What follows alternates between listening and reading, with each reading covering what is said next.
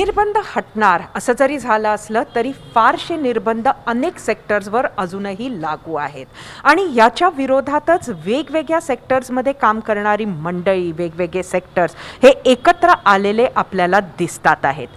नागपूरमध्ये सरकार जगाव वाणिज्य बचाव अशा पद्धतीची चळवळच सुरू झाली होती आणि ह्याच चळवळीच्या माध्यमातून ज्यांच्यावर आजही कडक निर्बंध आहेत ती सर्व लोक एकत्र आलेली आहेत.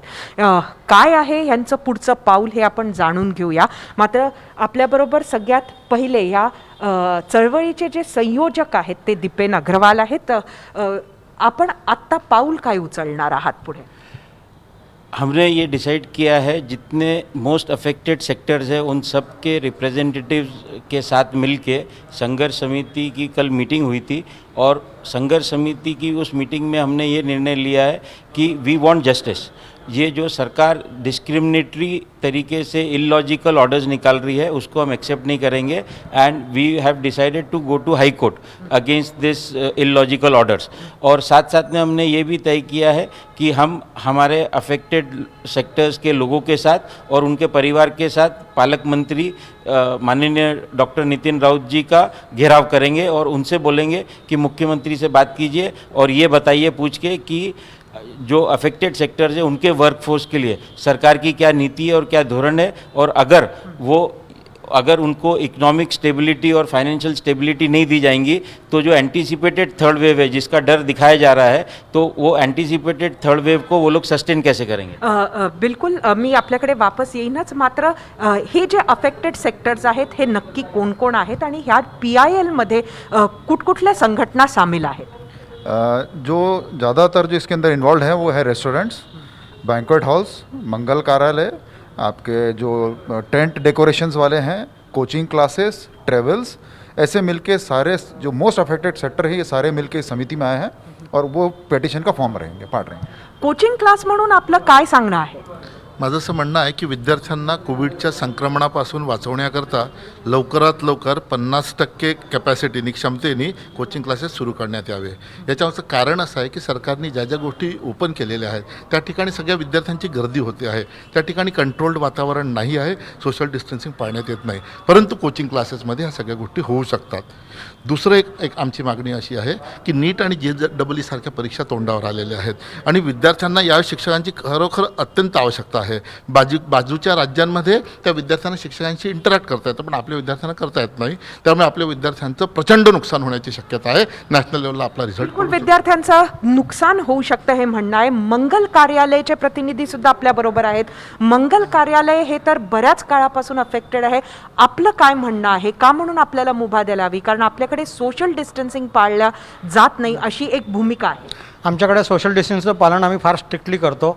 येणाऱ्या प्रत्येक व्यक्तीचं नाव नोटिंगवर टेम्परेचर चेक होतं, त्यांना मास्क घातलं की नाही हे बघतो आम्ही, त्यानंतर त्यांना आम्ही अलाव करतो आणि जे आम्ही ज्या पद्धतीने कंट्रोल करतो त्या पद्धतीने घरी करू शकत नाही. आता लोक सध्याच्या परिस्थितीत बंदी असल्यामुळे किंवा 50 लोकांची परवानगी असल्यामुळे कार्यक्रम घरी करण्याचा प्रयत्न करतात आणि घरी कुठल्याही प्रकारचा कंट्रोल नसतो, सोशल डिस्टन्सिंगचं पालन होत नाही आणि ते जास्त धोकादायक आहे. म्हणजे याच्यात कोरोना स्प्रेड होण्याचे चान्सेस जास्त आहेत.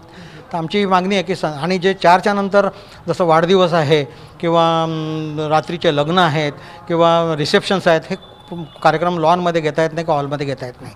आपल्याबरोबर टेंट आणि डेकोरेटर्सची सुद्धा संघटना आहे, त्याचे सुद्धा प्रतिनिधी आपल्याबरोबर आहेत.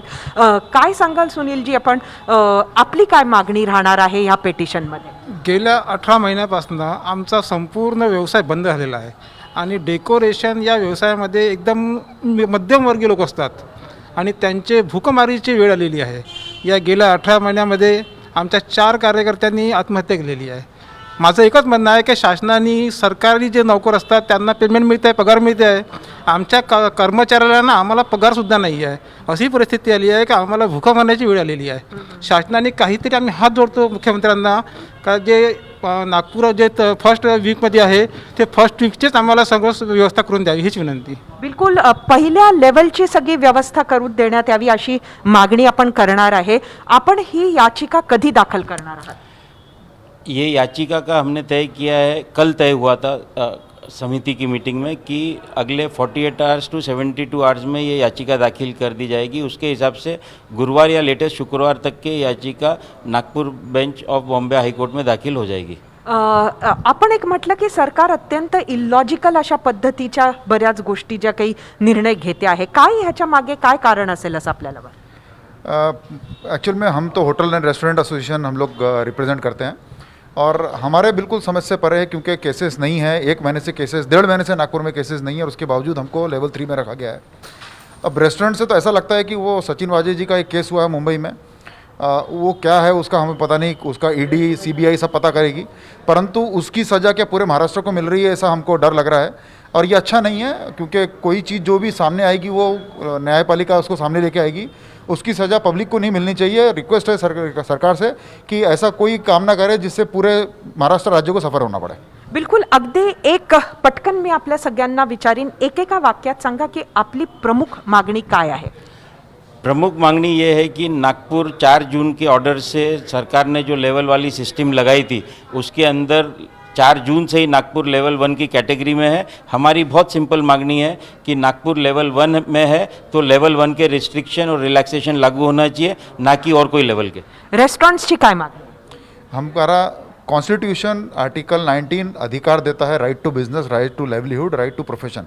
हम भी टैक्स पेयर्स हैं, हमने भी पैसा लगाया, हमने इन्वेस्ट किया, एम्प्लॉयज़ हमारे साथ बहुत सारे कनेक्टेड है, ऐसे हमको भी काम करने का अधिकार है, हमको भी समय के साथ जैसा बाकी सबको अलाउड है, हमको भी समय पूरा मिलना चाहिए रात को 11 बजे तक। कोचिंग क्लासची सगळ्यात मुख्य मागणी काय आहे? 50% क्षमतेने लवकरात लवकर कोचिंग क्लासेस सुरू करण्यात यावे आणि विद्यार्थ्यांना अनेक मनोवैज्ञानिक कारणांपासून वाचवता येईल आणि त्यांची हेल्थ पण चांगली ठेवता येईल। मंगल कार्यालयांची प्रमुख मागणी काय?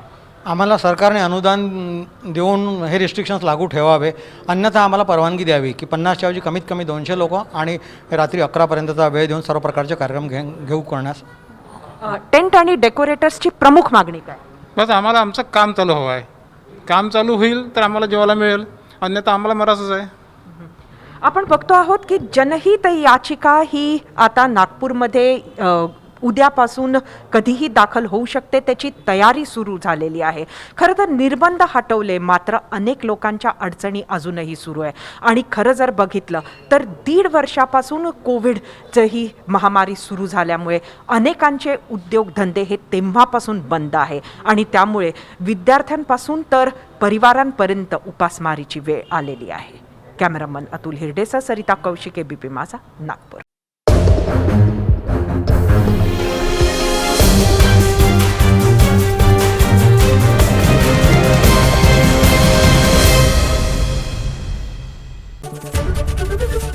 एबीपी माझा, उघडा डोळे बघा नीट।